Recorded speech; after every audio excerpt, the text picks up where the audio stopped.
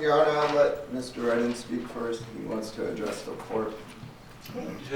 Miss Judge Susan H. Johnson, I don't understand why the state is like really going after my character. I mean, I've always had problems since I was a little kid of like psychosis and being in big crowds and always feel like my life is in danger. I didn't know, being a young person, even in middle school, elementary school, knowing that like I fear for my safety. I'm just being me, going to school, growing up, trying to do the right things. I never get tired of trying to do the right things. The state just said that I have no remorse. Like, I feel like Judge Johnson, she doesn't know me. I understand she's doing her job. I'm not mad at her for that. But I know that I'm not a bad person. And I'm thinking, like, even she knows that, but I'm sitting here like she's doing her job, you know? And I believe that you all know that I'm not a bad person. I'm not an evil person. When I came to court on January 3rd, 2024, I was listening to music. I was in a good mood. I had a stable place to stay. I was trying to get a job. I did not catch any new charges. I'm not a bad person. I don't understand why the state is trying to prove me as a bad person. I understand they have a job to do, but this is just, it's not right to me, you know? I'm not an evil guy, and I just keep going after me. I see spirits, I hear voices. I've been going through this for over a decade now, really since 2012, you know? And I just feel attacked or just not safe since I was a little kid. And me growing up, I didn't know that I had these problems. In 2022, I came to prison for the first time. I accepted responsibility for my actions. When I did what I did, I committed a crime in 2020 of December. It was 4 years ago. I paid my debt to society. I got out thinking I'm gonna get work. I was really sick and ill. I was very malnourished. I don't complain about things. I don't point the blame when people have done me wrong. I still treat everybody right. And the state just stated that I have no remorse and they feel like I'm a bad person. I just don't understand why are they coming after me like this. But I understand they have a job to do. When I came to court, I know for a fact, Judge Johnson, I met Judge Holthus in 2023 of October, and you know what she told me when she revoked my probation? She said, Mr. Redden, I hope you get the help you truly need. I said, thank you so much, and I meant it. I know for a fact I'm not an evil person. I think all of you guys know that, you know? But I'm not gonna use stuff like me being on camera for my actions, you know? But I know for a fact that I cared about Judge Mary Kay Holthus' well-being. When I left my house that day at 8 Road Circle, I left my keys to my apartment, to my family, you know? And I got in the car and I came to court doing the right thing. I gave up everything, like, in case I don't get probation. I was like, well, at least I know I tried. And I'm sitting here talking to Judge Holthus, Ms. Johnson, and I swear, I started hearing voices in 2012, really in 2014. I'm gonna make a long story short, but I just want to get the facts out because I don't want the state, I understand they have a job to do, but I'm not a bad person. I'm not an evil guy. But I came to court and I'm in a good mood. I'm listening to music on my phone.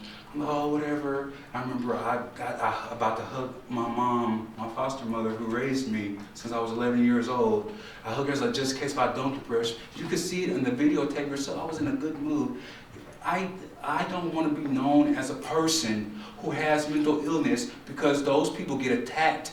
I've heard so many people who have mental illness commit suicide and kill themselves and commit things that they really don't mean. I hope I don't have mental illness. I try not to have mental illness, you know.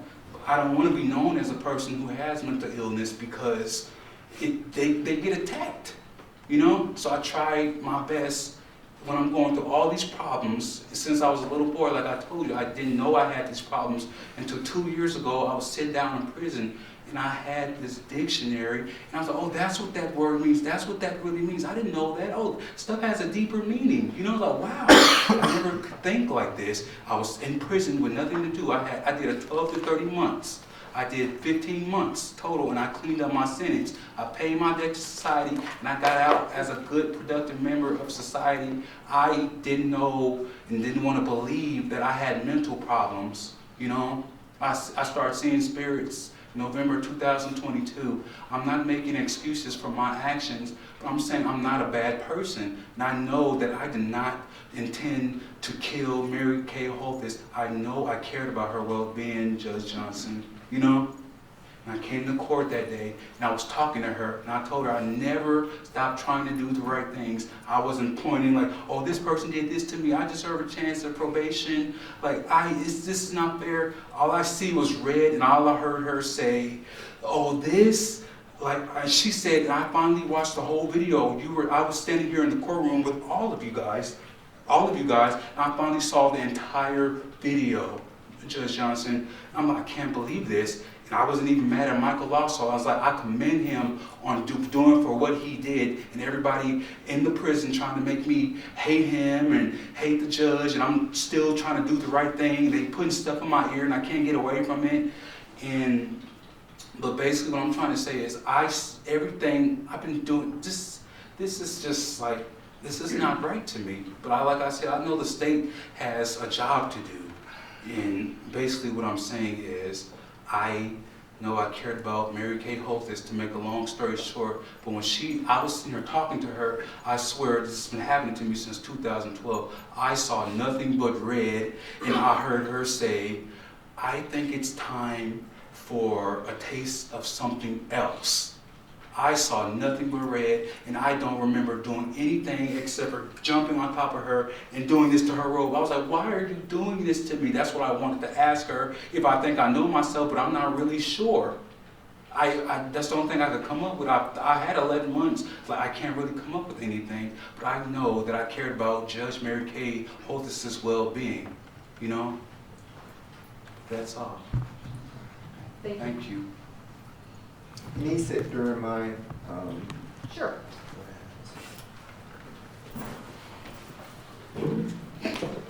And, Your Honor, again, I hear the state in that they're saying it's a lack of impulse control.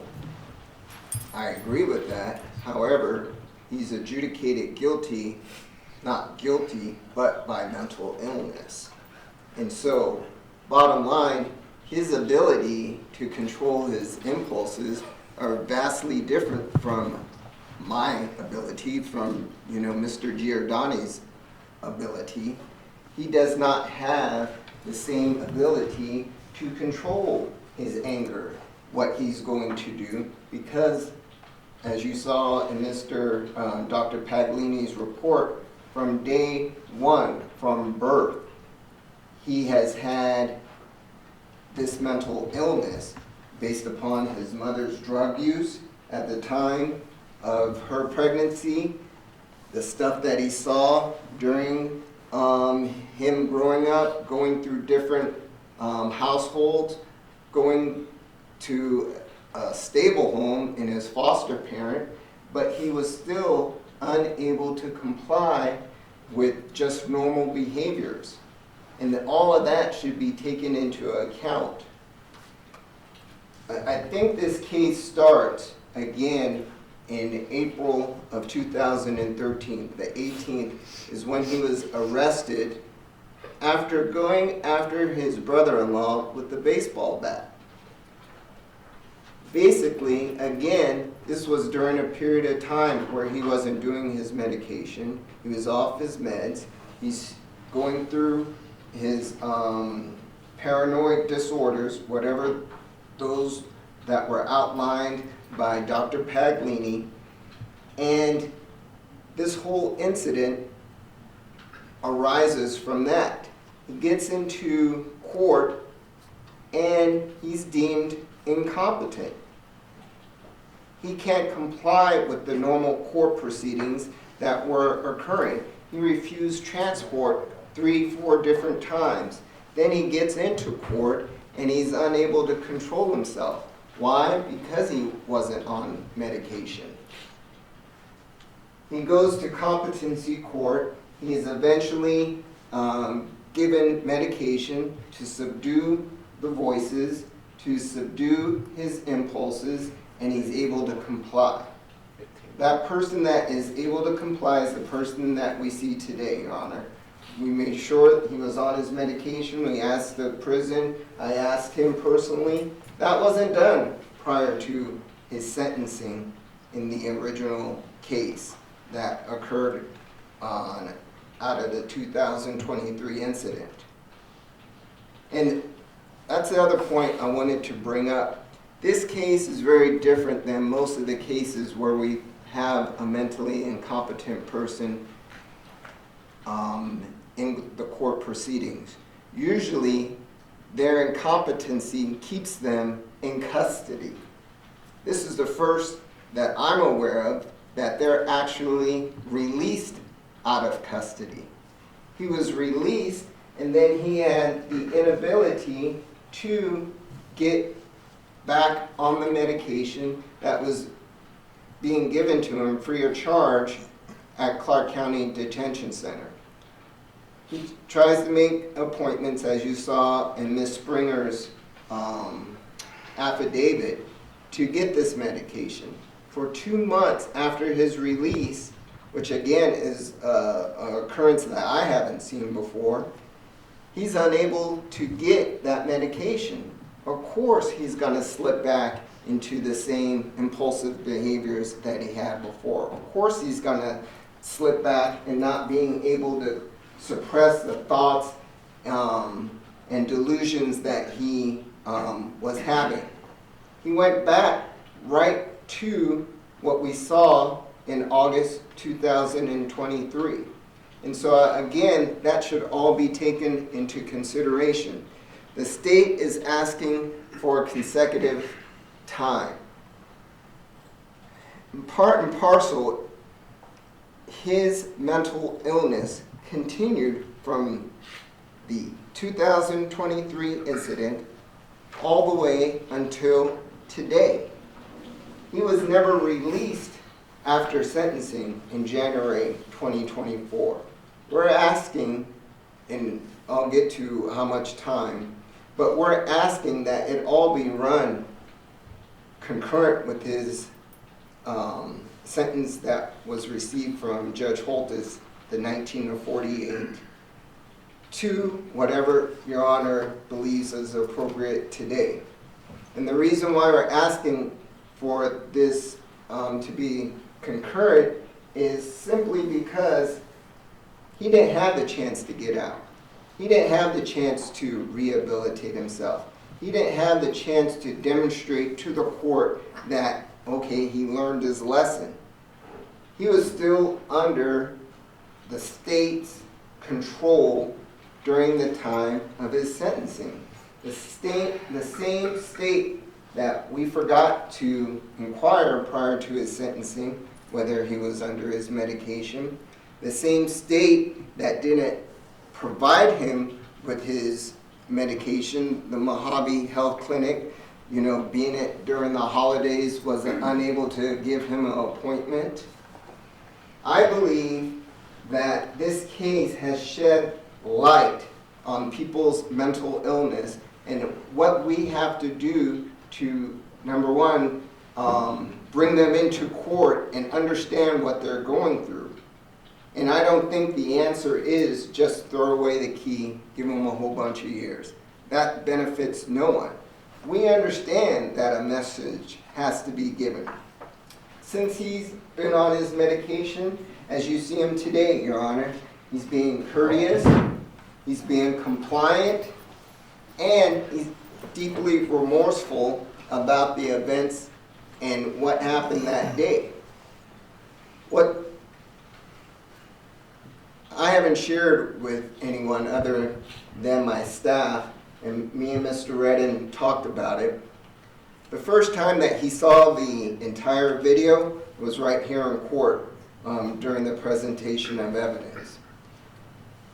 I was sitting right next to him. His reaction was very visceral. It was almost like he wanted to throw up. He called himself a monster. He did, Your Honor. That's me. I'm a monster. I can't believe that I did that. I did not mean to hurt that woman like that. I can't believe that I did that. That's what he said sitting in the same exact chair during trial. I believe he just, like he said, he doesn't have any specific recollection of coming over the bench, but when he saw it, he was deeply remorseful. He was just shocked about how he could act that way. And I think, Your Honor, all that should be taken into consideration.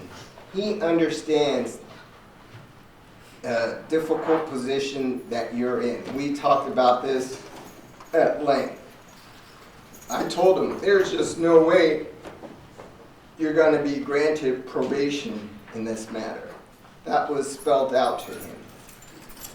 Also, what was spelled out, there has to be a message that, you can't come flying over the bench because you didn't get the sentence that you wanted, or you're upset with the sentence. There has to be protection to your honor, has to be protection to the prosecutors, has to be protection to everyone in the courtroom.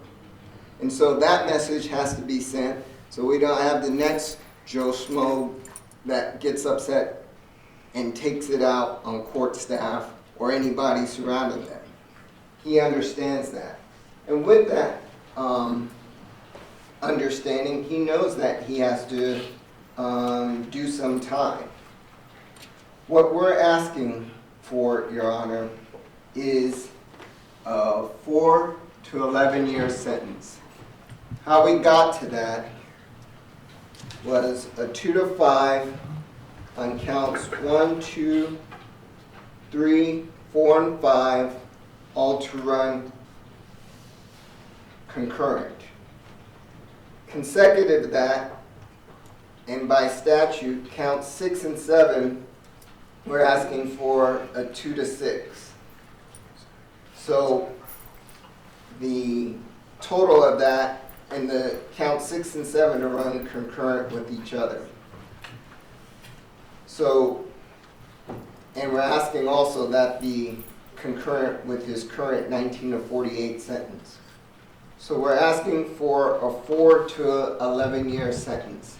I think that's sufficient considering, number one, his mental illness that he was under, his inability throughout life to control his actions based upon that mental illness.